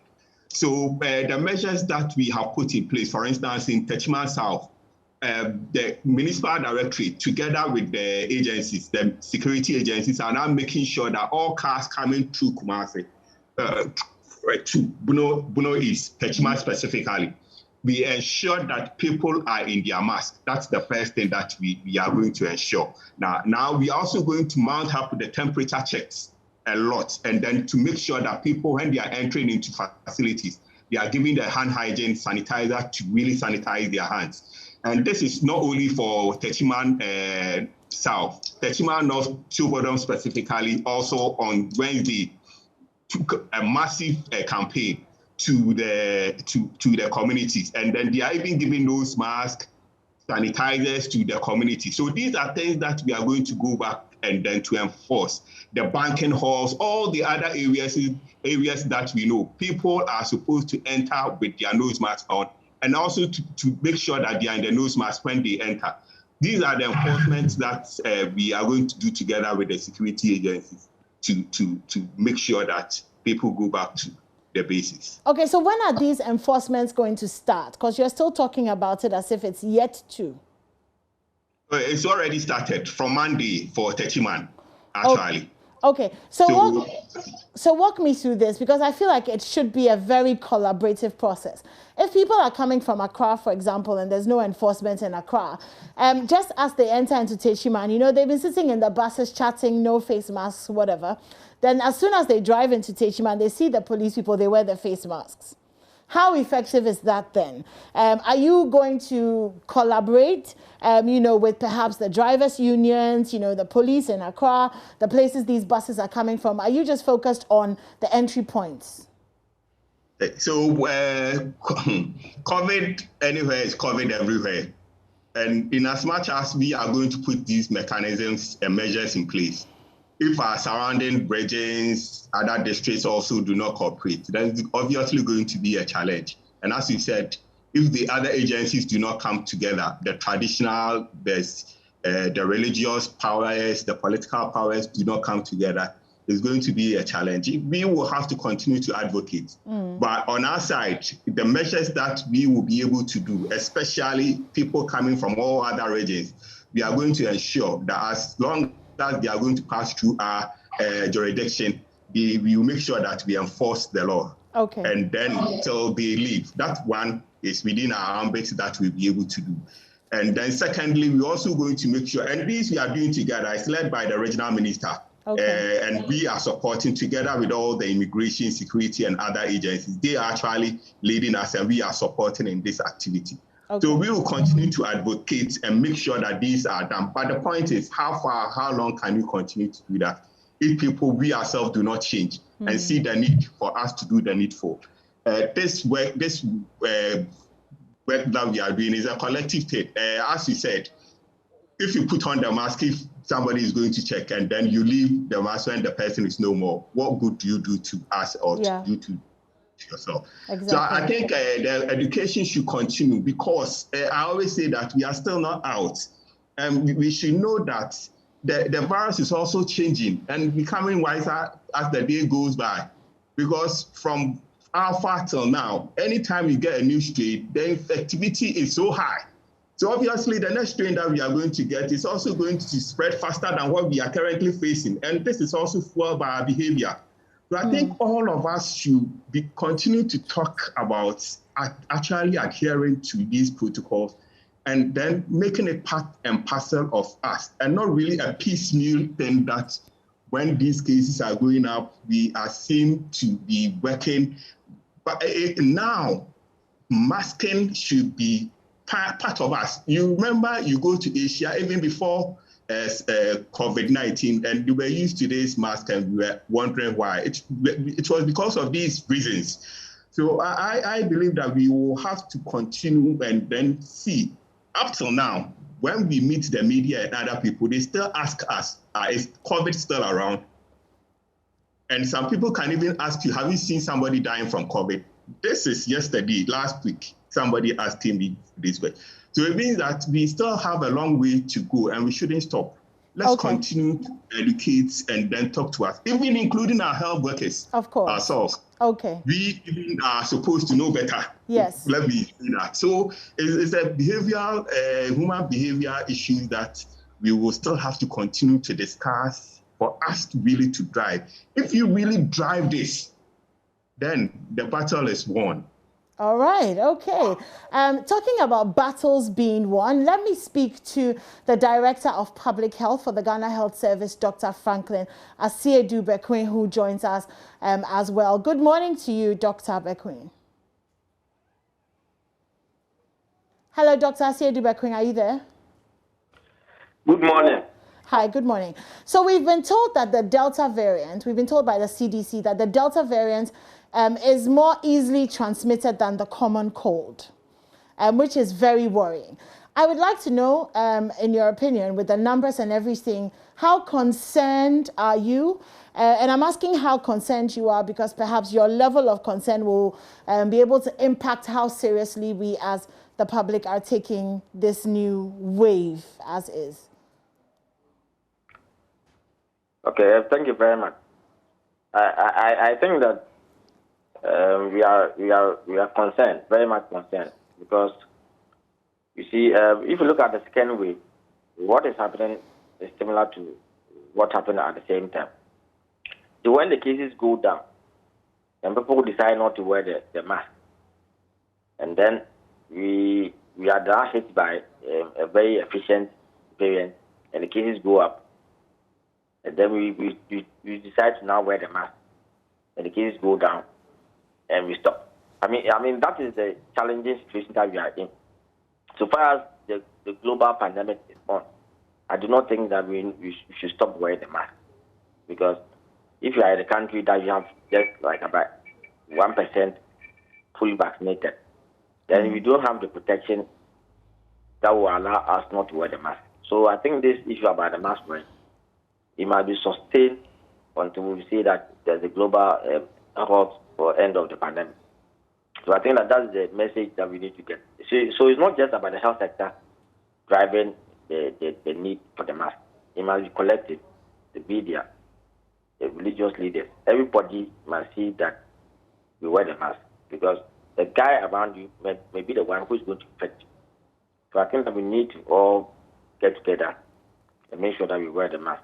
You see, the other advantage is that whether it's a Delta or Beta or Alpha, the non-pharmaceutical interventions are the same. It's about wearing the mask at all times, washing your hands with soap or running water, or using a sanitizer, and keeping the distance. I mean, that is the key cardinal interventions that we need to sustain. Right. Dr. Bekwing, I think that even children as young as 3 years old and 4 years old can rattle off and tell you that they're supposed to be wearing masks. So we know that we should be doing this, but obviously we are not. So I would like to know again, what is the strategy for actually making it happen so that it goes from what we know to what we're actually doing? Yeah, so the education is one, and then there's also a bit of another way of enforcing it. You see, so the enforcement can be very often. So you can have the enforcement by this, the national security or the security apparatus. Then you can also get enforcement from colleagues. I mean, if I see you wearing a mask, I can tell you that carry your mask on. I mean, I think we should be able to get that kind of enforcement going on, so that people are conscientized about the need to wear the mask. Then also, like if you are going to sit in a trotto or a minivan or whatever, you must make sure that the station driver says that if you don't wear the mask, you are not going to board the bus. Or the driver tells you that without the mask, you should get down. If you are going to the mall, I mean, the early stages of the response, that energy was there. I think we need to go back to it. People must ensure that others wear the mask. So it's not just about the security apparatus. We ourselves can make sure that people wear the mask. That, I think, is the way we should go about it. This issue about being casual about the mask wearing, I think is wearing the country and is sending us back. That people must be active and get people to wear the mask. That must be the drive. Right. Okay, so we're about 1,030 people right now. We're about 1,030 people away from matching the peak number and that we've experienced of active cases like we did in the second wave. And I think it was around this number that the president decided that we need to lock down and we need to shut things down. As we're approaching that 8,000 figure, slowly but almost surely, are you going to begin to advise that we begin to shut down parts of the country? You see, when I hear this question, I'm wondering, do you want to get there? Well, the easy way is wear the mask. So why do you go for that? Nobody wants to get there, Dr. Yes, Bekwing, but so obviously people are not wearing the mask. Yes, so I think that, so that is why to to me, you are an advocate. You see, let's get the whole mindset of Ghana that we need to wear the mask. When we try to wear the mask straight forward, I can tell you point blank that this case will just slide down. So that should be the direction, rather than asking whether I want to go a lockdown. So let's rather change the narrative that everybody must be. So the whole Ghanaian direction must be wear the mask, wear the mask, wear the mask. I mean, talking about rather than asking for a lockdown, we cannot survive a lockdown. We do not have that structure, that infrastructure that supports a lockdown. So that shouldn't be a discussion. I think the discussion must be wearing the mask. And as I said, you see your colleague and say, man, wear your mask. That must, so you need to be not aggressive about people wearing the mask. Rather than talking about a lockdown, I don't think that lockdown discussion must even be part of our thinking. Our thinking is wear the mask. So I think that your colleague wear the mask. You see somebody working, my man, wear a mask. That should be the direction, not a lockdown discussion. We cannot survive a lockdown. We do not have the infrastructure and a setup for a lockdown. So I don't think we should start talking about a lockdown. What you should be talking about is wearing the mask. That should be a discussion. Right. I agree with you that a lockdown is not the way to go because we cannot afford it. But you're a Ghanaian, as am I. And we all know we're supposed to wear the mask. So sometimes when the response is, well, they change the mindset to wear the mask. This is Ghana and these are Ghanaians. And we don't change our mindsets that easily. If it were, we would be wearing the masks. So I feel like it's always definitely a conversation that we should have to remind people of the fact that if they don't wear masks, this is where we would get to. Then there's also the issue of enforcement, Dr. Bequin. I may be able to tell my fellow media personnel, I may be able to tell Israel, wear your mask. But I don't necessarily have the power to do anything about it if he makes the decision not to. That's in your hands. So what are you doing about it so that enforcement is key and enforcement has penalties and people are being punished for not wearing masks or not washing their hands, or companies are being penalized for not ensuring that people are washing their hands as they get into the banks or the restaurants. I can't do that. I don't have the power to, but you do. So what are you doing about that? Yeah, so you see, yesterday I was with a colleague and he was telling me that even the bank, I mean, I'm surprised if the bank teller decides not to wear the mask, it's the mindset. I mean, so I think, so it's both ways. I think that the Ghanaian must also have a different mindset. Whilst we're also going to advocate and tell the security people that we need to up the case. I mean, if the average Ghanaian does not see it right to wear a mask, then the punitive sanctions must take full course. So I think that, and if it happens, the Ghanaians should also not turn around and come and complain. Because I was thinking that, why should you want to get a policeman to let you kneel down because you are not wearing a mask? But I think we are getting to that end, and then the sanctions should take full course. Now, Dr. Franklin Siedebekwe, Israel here, and thank you for joining us, and a good morning to you. So, yes, we've talked about the enforcement, but it's probably time we start thinking about maybe reviewing the sanctions regime, don't you think so? So that it becomes more enforceable, because as it is now, it sounds quite unrealistic to throw somebody into prison or fine the person heavily for not wearing their face mask. Yeah, but I think that there have been several forms of implementation of the EI. There have been instances that people are in a bus and the police stops them and ask them to step aside. I mean, those things can be done. So I think that there are several forms of it that we're going to look at to ensure that, because clearly, as was said by your colleague, we are actually inching up very high, and the rate of transmission is so rapid that, and one thing I want to say is that let's up the discourse, the discussion, that not wearing a mask is a no-no. I mean, when clearly, it's like, I was telling some guy, it's like you decide you are wearing a boxer shorts and decide not to wear pants under it. You can't go to town. I mean, when that mindset it hurts the Ghanaian, the mask becomes part of your lifestyle. So I'm thinking that it's going to be a mixture of the two, getting the security apparatus to enforce the sanctions, and also trying to keep up the mindset. And I think, I get why when I see these celebrities having parties in enclosed, and they are putting it on Facebook and things like that. I mean, what are they trying to portray? I think that's why, that's what I'm talking about. I'm coming back to you. So, I mean, those things are so distasteful in this era that we are in. What are you trying to portray to the average Ghanaian? I mean, in an era, because you are lucky, you had a vaccine, so you are somewhat protected, and you are doing that. Is that a good mindset? You people look up to you, and you do a party, and you are showing it on Instagram and Facebook, and people are dancing in the small room. I think those kind of mindsets are challenging for us. And I don't think we should encourage those things. And that's why I'm happy that you, the brand ambassador, you need to talk to your colleagues that those things are so distasteful for the average Ghanaian. You have been vaccinated, and you're having a party, and you are also displaying it on social media. I don't think it's good. All right. And finally, I want to ask you about the Fix the Country demonstration yesterday. So the numbers came out. Are you that concerned I'm sure you've seen the videos, are you that concerned about the compliance to the protocols? I didn't fully watch it, but you see, I think that I keep on saying that the average Ghanaian mindset must be looked at, because nobody's forcing you to be part of a march or a demonstration, and you know that this is a spreader event, and yet you want to join. So you see, for that one, you see, the security were kind of guarding it. But the issue is that you as an individual, you are at risk. you are.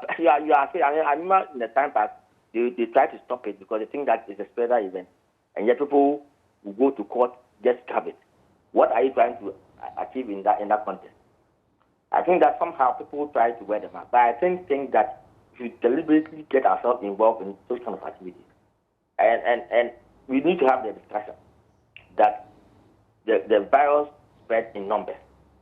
So far as the distances between you are less than 1 meter apart, no matter your political affiliation, you can get the virus. But so it's an outdoor event. Yes. I said so far as the distance between two individuals are less than 1 meter. Yes. I mean, it doesn't matter whether it's church, whether it's a cinema, so far as it's less than 1 meter apart. And it's worse if it's in an enclosed place. That's why, to me, I said this issue about parties in enclosed places, I think serious sanctions must go on to it.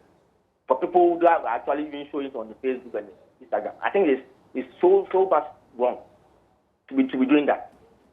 No, so you're beginning to sound like you'd wish that the law enforcement agencies will look at people who post these things, their parties, on social media and go after them.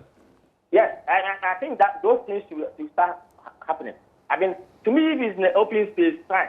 But if we have it in an enclosed place and showing it, I mean, there's evidence that you need to take it on. There's clear evidence that you need to take it on. Because it's deliberately infecting people. All right. Thank you very much, Dr. Franklin Siedu-Bekweh, Director of Public Health at the Ghana Health Service. So, yeah, he makes that point. I mean, and he's been making that point for a while now, that people have parties and they tend to post them on social media. It's like you're flaunting, you've broken the law. The law, yeah. Let me just put it in perspective for you. So the alpha, beta, and gamma strain, if you have it, you'll infect a maximum of 2 to 2.5 people. If you have the Delta variant, you'll infect 3.5 to 4 people.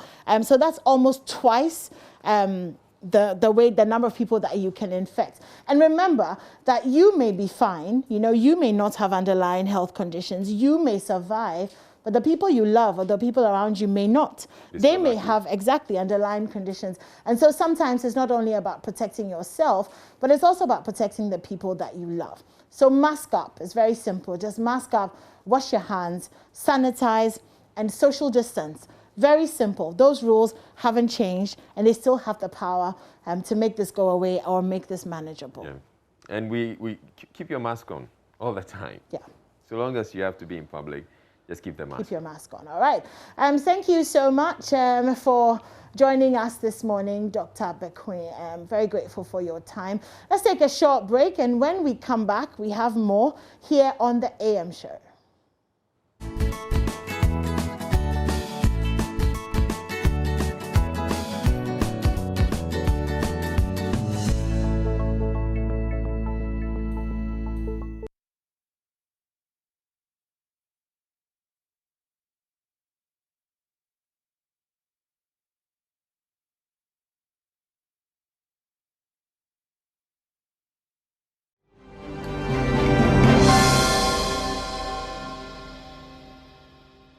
Right, so you're welcome back to the AM show, and we're going on to another issue started earlier this week, the UTA strike. The NLC said it was going to meet the stakeholders. We have Ofosu Sama, the Executive Secretary of the National Labour Commission, joining us now. Good morning to you, so Ofosu Sama. So, yes, we want to find out what's been the progress so far as the UTA strike is concerned, and you calling the parties to a meeting.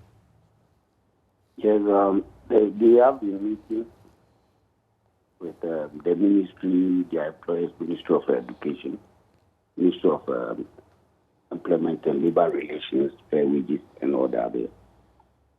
So we will have our meeting today with them. All the parties will appear before the commission at 11:30 today. All right, but you had also indicated that you wanted them to call off the strike, as in UTA to call off the strike. Have they complied?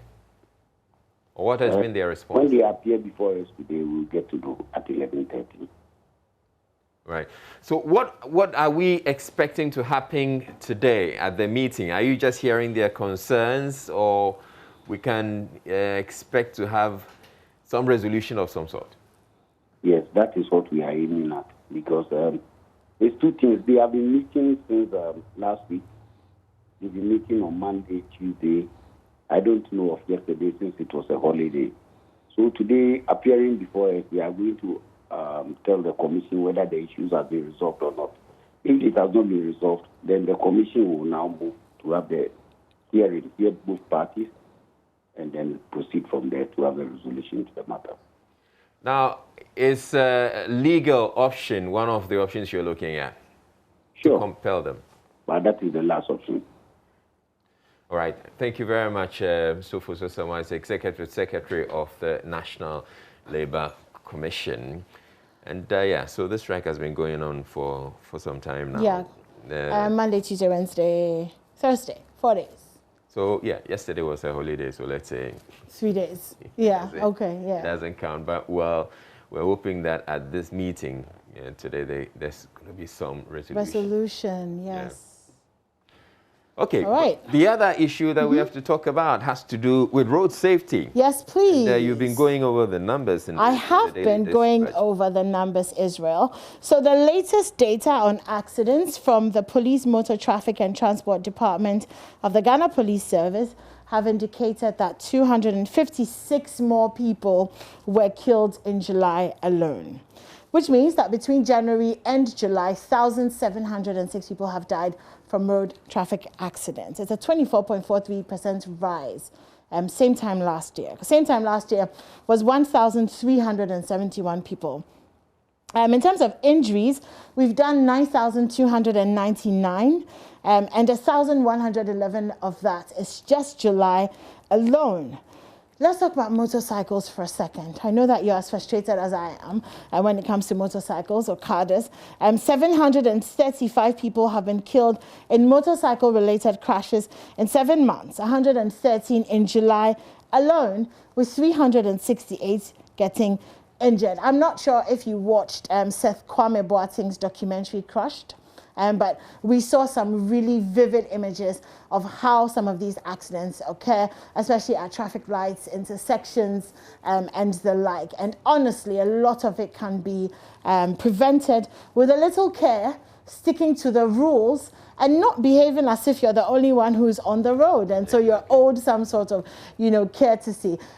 Maybe a little bit more defensive driving, risk analysis. A lot of things go into driving, and we really just want to stay safe. We will have an in-depth conversation on this later on in the week, because we'd like to go to places like the Tema Motorway, where there have been a lot of pedestrian accidents, places like Jowulu, places like Abelengbe Circle, where people have died. Not even to talk about the Accra Kumasi road. That's just one of the hotspots for accidents, and not surprising that Ashanti region is leading the number of deaths due to road crashes here in Ghana, followed closely by the eastern region, and then the northeast region being the least amount. So we'll keep our eyes on that. Yes, certainly. A particular concern is the Okada riders, the motorbike riders. Yeah. They just get onto the road. They don't observe the road regulations. No, they don't. Just jump traffic lights. They're fighting with and they're jumping vehicles. traffic lights and getting crushed, and yet they're not stopping. They're not. You'd want to think that after a number of people riding motorbikes have been killed, and yet the others, they're refusing to stop at traffic lights. When you speak with them, one of the things they tell you is that if they stop at the traffic intersections, the police will come after them. Wow. They say, yeah, if I am riding and I stop, then the police has the chance to grab me. Right. And harass me and ask me for my papers and all that. So when which they don't have. Well, not a lot of. That's another problem. Yeah. All right. So, well, up next, we're bringing you some showbiz. And IB, Ibrahim Bembako, has been interacting with arguably Northern Ghana's finest musician, Fancy Gadam. So, here you go with that conversation.